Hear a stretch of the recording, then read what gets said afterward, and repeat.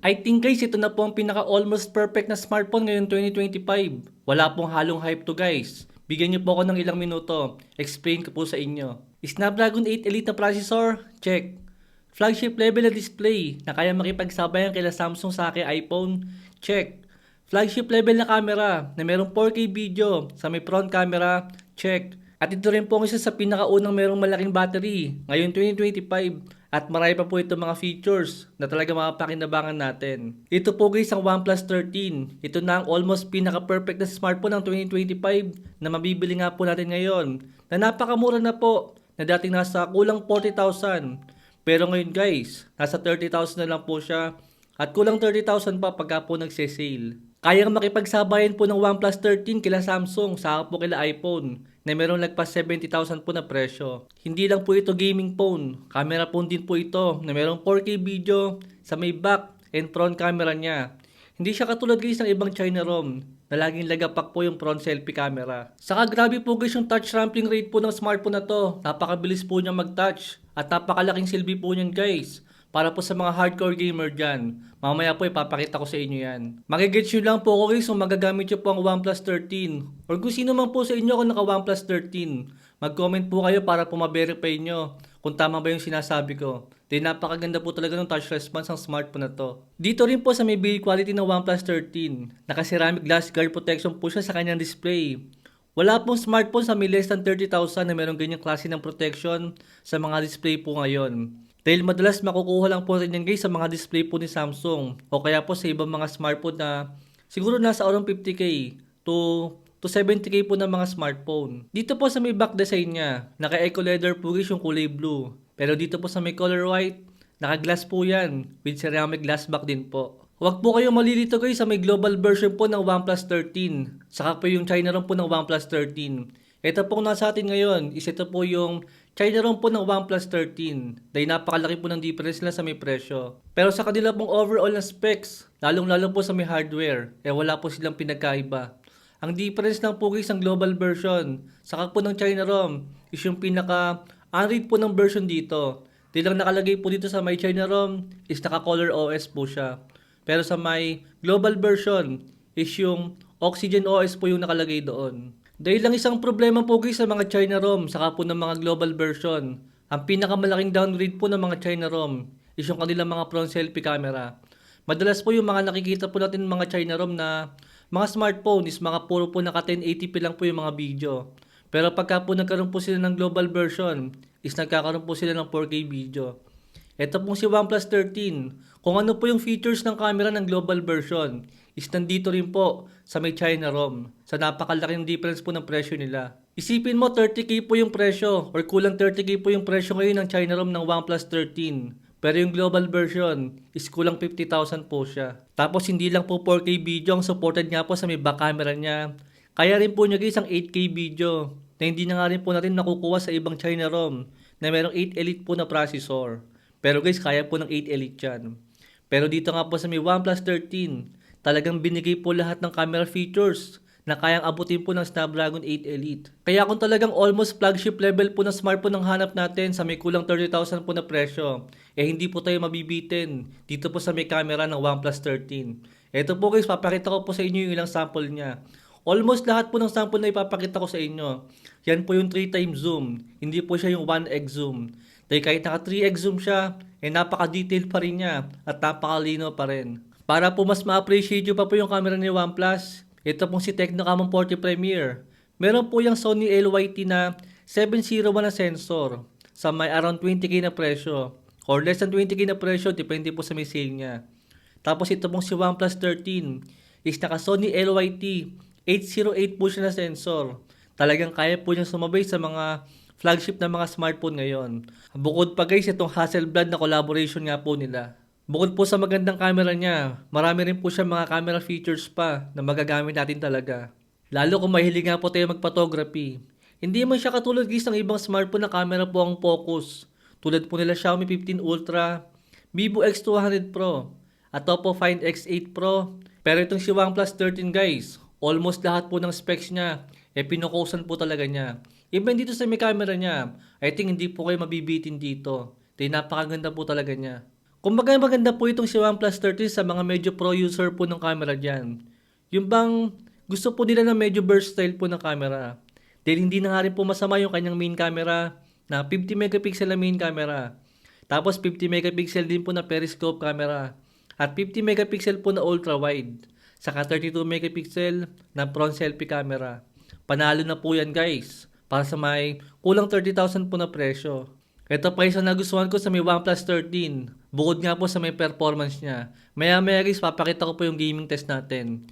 Dito po muna tayo sa may battery test po natin sa kanya. On paper, baka maliitan po kayo sa may 6,000 mAh siya battery. Di marami na nga po lumalabas na umaabot po sa may 7,000 mAh siya battery.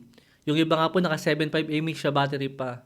Pero ibang usapan po talaga ang magandang optimization ni OnePlus 13. Dahil almost 1 month ko na nga po itong gamit. Is taga-average po siya ng 2 to 3 days bago nga po siya malobat. Pagka po normal use yung ginagawa ko sa kanya. Pero pagka po binababaran ko to ng gaming sa may Delta Force, is taga-average po siya guys ng isang araw. Hindi po ako diretso naglalaro sa kanya ng non-stop. Kumbaga 3 match po kaninang umaga, 3 match po ngayon, at 3 match po ulit mamaya. Pero malaki pa po yung natitira sa kanyang battery. Tapos sa may battery drain test nga po sa kanya, sinubukan ko po siya guys sa naka-high resolution at high refresh rate sa may display niya. Inabot po siya guys ang 13 hours and 21 minutes. Hindi po siya katulad ng ibang mga China ROM na umaabot po ng 17 hours. Till almost 7,000 mAh nga po guys yung kanilang battery. Pero alam niyo yung malaking factor dito guys. Ito pong display ng OnePlus 13 is naka 2K resolution po yan. Compare po sa ibang China ROM na naka 1.5K lang po na display. Dahil nung sinubukan ko naman po guys na naka 1080p lang po yung display natin dito. Then nag-test po ulit ako ng battery drain test sa kanya. Isinabot naman po siya guys ang 15 hours. I think hindi na po masama yun para sa isang 6,000 mAh battery na meron napakahalimaw na specs. Dahil yung sinubukan ko nga po nakaraan na gaming phone na Realme Neo 7 Turbo. 72 mAh po yung kanyang battery. 1.5K guys yung kanyang resolution sa may display. Pero inabot po siya ng 17 hours. Ibig sabihin guys, 6,000 mAh siya battery, 72 mAh yung battery. Pero 2 hours lang po yung almost difference sila pagka po nag-battery drain test tayo. Kaya talaga maganda rin po talaga ang optimization ng OnePlus 13 compare sa ibang mga smartphone na makukuha natin, lalong-lalo po dito sa mga high-end na mga model. Kaya talagang malaking bagay po ang optimization sa isang smartphone na nandito nga po sa may OnePlus 13. Dahil kung usapang Android version naman, meron po siyang siguradong 4 years na Android update na matatanggap tayo. At hindi rin po yan magiging problema guys. Unlike po sa ibang smartphone, na pagkaroon po nagkakaroon ng software update, bumabagal daw pong gamitin. Pero itong si OnePlus 13, siguradong hindi po babagal yan. Dahil flagship po itong specs natin. Hindi ko lang sure guys kung malaki po ba pinagkaiba ng Oxygen OS compare nga po sa may Color OS. Dahil madalang na nga rin po ako makagamit ng mga OnePlus na yung mga OnePlus po ng mga global version. Di napakamahal po nila, napakamahal bilhin. Pero hindi po worth it yung specs na makukuha natin. Compare nga po sa mga OnePlus po ng mga China ROM na napakaganda ng specs pero napakaganda rin po ng presyo niya na talagang affordable. Isa pang malupit dito guys na ma-appreciate nyo is ito pong display niya. Kung sasabihin ko po na flagship display to, masyado na pong gasgas yan. Dahil understood naman na po na meron siyang AMOLED 120Hz sa refresh rate, 45 nits sa peak brightness, with HDR10 pa sa display, naka Dolby Vision at LTPO na display. Lagi nyo na po naririnig yung ganyang klase po ng display sa mga gaming phone po na mga sinusubukan natin. Ang problema lang guys, hindi pa po kontento si OnePlus dyan. Talagang masinagad pa niya. Dahil naka LTPO 4.1 po siya. Mas high-end po yan compare po sa LTPO na nakikita natin.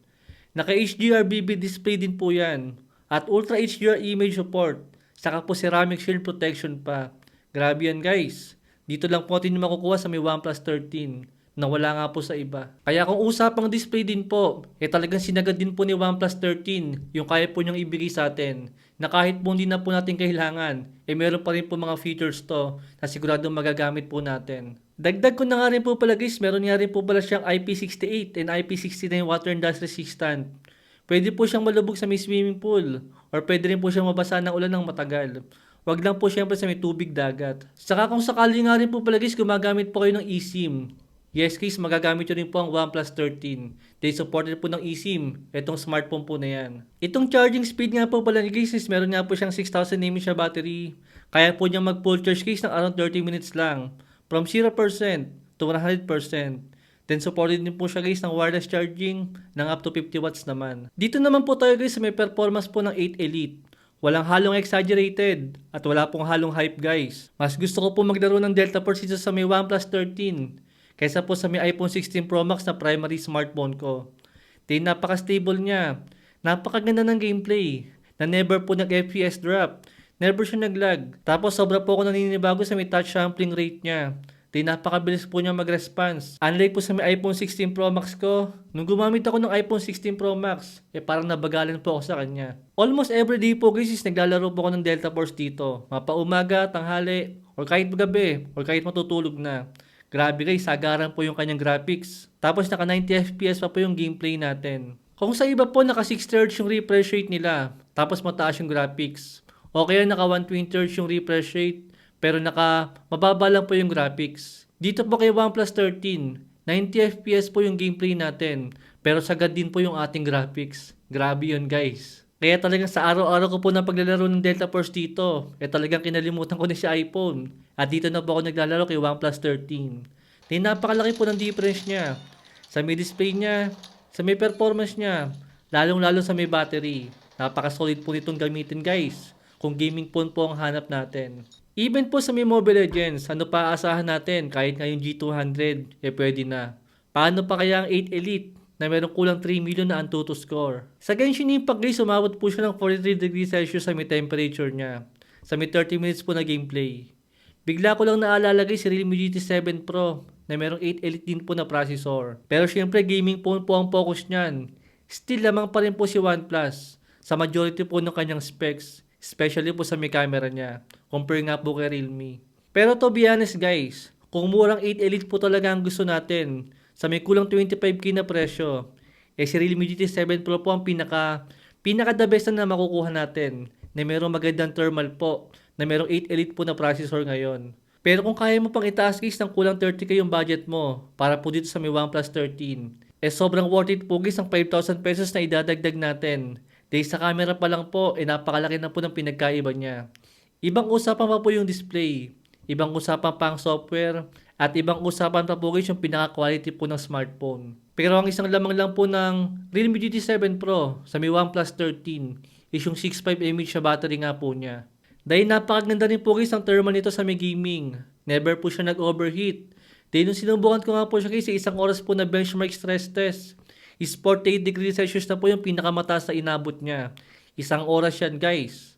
Alam ko mas malamig dito yung ibang Dimensity na processor na nasa around 45 degrees Celsius yung temperature. Tulad po ni OnePlus Ace 5 Ultra. Pero alam ko, majority pa rin naman sa atin. Mas gusto po natin ng Snapdragon. Dahil mas maganda po ang Snapdragon kung gaming phone po talaga. Dahil nga po sa napaka-versatile at napaka-optimize po ng kanyang mga gaming performance. Lalo po sa may emulator. Kaya kung almost perfect na smartphone po ang hanap natin sa may kulang 30,000 po na presyo, ito na po guys ang pinakamagandang may offer ko sa inyo. Hindi nyo na po kailangan maghanap pa ng smartphone sa may 40,000 to 50,000.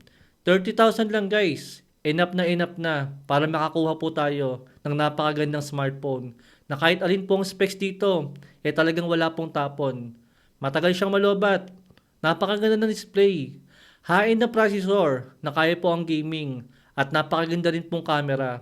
Lahat po yan guys, may offer ng OnePlus 13 sa inyo. Marami pang mga features to guys, hindi ko na po kayang isa-isahin dahil masyado pong hahaba yung video natin. Meron nga rin po pala siya guys sa 5G na mobile data.